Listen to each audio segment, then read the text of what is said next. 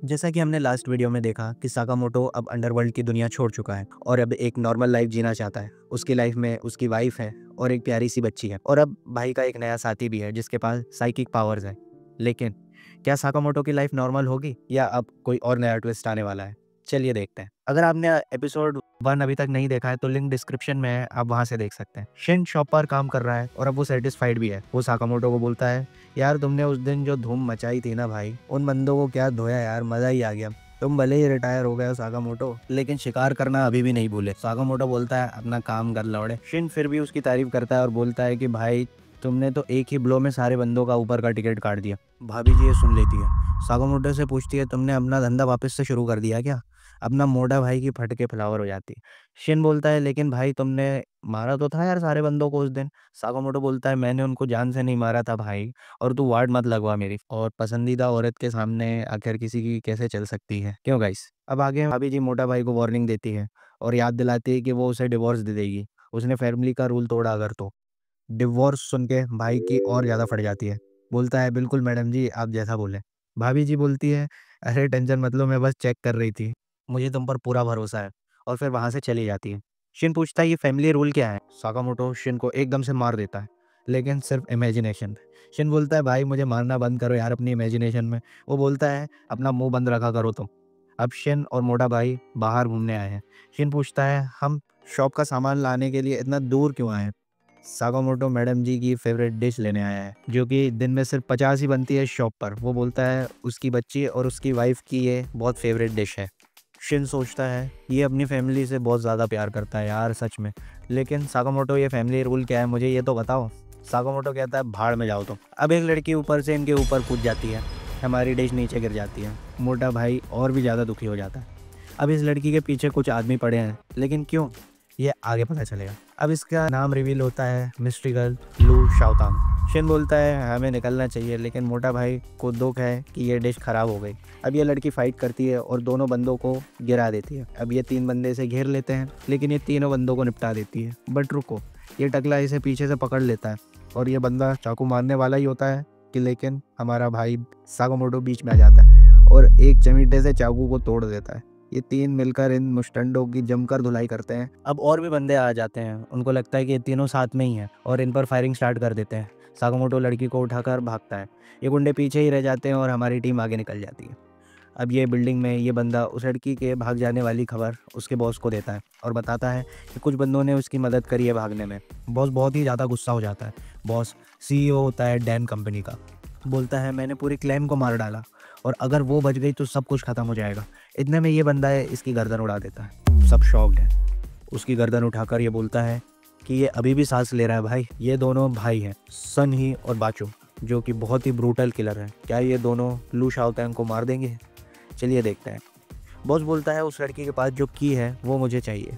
कुछ भी करो, किसी भी हाल में मुझे वो की ला कर दो। मैं उस की से पूरे ब्लैक मार्केट को रूल कर सकता हूँ। ये टकला बोलता है, तो हम किसी को भी मार सकते हैं जो हमारे रास्ते में आया, राइट? बॉस बोलता है, जो करना हो करो। अब ये लड़की बताती है कि वो एक माफिया फैमिली से बिलोंग करती है, लू क्लैन, जो कि एक बहुत ही पावरफुल क्लैन है। शिन की फट जाती है सुनकर। शिन पूछता है, उन्हें तुमसे क्या चाहिए? लड़की बोलती है कि ये की, जो कि हमारे क्लैन की हिडन वॉल्ट की है, मेरे पेरेंट्स ने मुझे इस की जिम्मेदारी दी है। शिन बोलता है, अरे फेंको यार इसे और अपनी जान बचाओ। लेकिन लड़की इमोशनल हो जाती है, बोलती है, मेरे माँ बाप मर गए इस की को बचाने के लिए, तो मुझे इसकी हिफाजत करनी ही होगी। लड़की बोलती है, ये तुम्हारी प्रॉब्लम नहीं है, सॉरी, और वहाँ से जाने लग जाती है। शिन डेस्परेट है, लेकिन मोटा भाई उसे रोक देता है।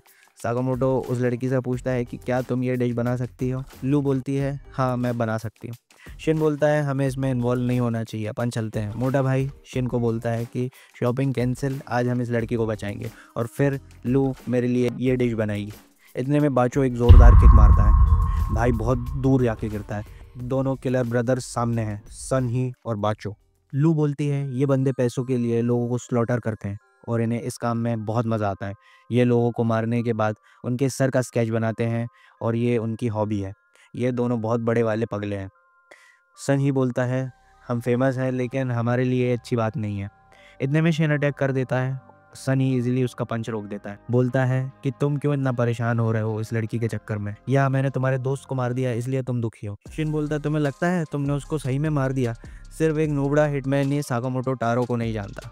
इतने में बाचो लड़की पर अटैक करता है, लेकिन सडनली हमारा भाई साकामोटो उसे एक पंच में पिन डाउन कर देता है। बाचो बिल्डिंग के अंदर घुस जाता है। ये दोनों पूछते हैं कि कौन है भाई तू। ये दोनों बहुत सीरियस हैं और ये टकला बोलता है कि मैं इसको मार डालूंगा। सन ही लड़की से वो की मांगता है और कहता है कि मैं तुम्हें बहुत ही आसान मौत दे दूंगा, चाबी मुझे दे दो। लू बोलती है भाड़ में जा।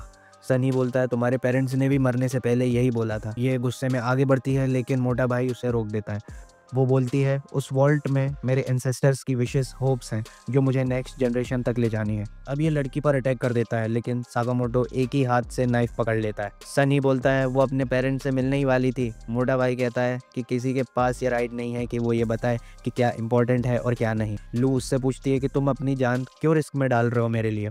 फिर हमें एक फ्लैशबैक दिखाया जाता है जिसमें हमारा फिट साकामोटो भाभी जी के लिए एक गिफ्ट लाता है। वो खून में पूरा लथपथ है। भाभी जी उसे चिल्लाती है, बोलती है मुझे नहीं चाहिए ऐसा गिफ्ट जिसमें किसी का खून बहाना पड़े तुम्हें। वो बोलती है कि मैं तुम्हें चेंज नहीं कर सकती और अब हम साथ भी नहीं रह सकते। और ये बोलते ही वो खाई में कूद जाती है। हमारा भाई भी उसे बचाने के लिए कूद पड़ता है और उसे बचा लेता है।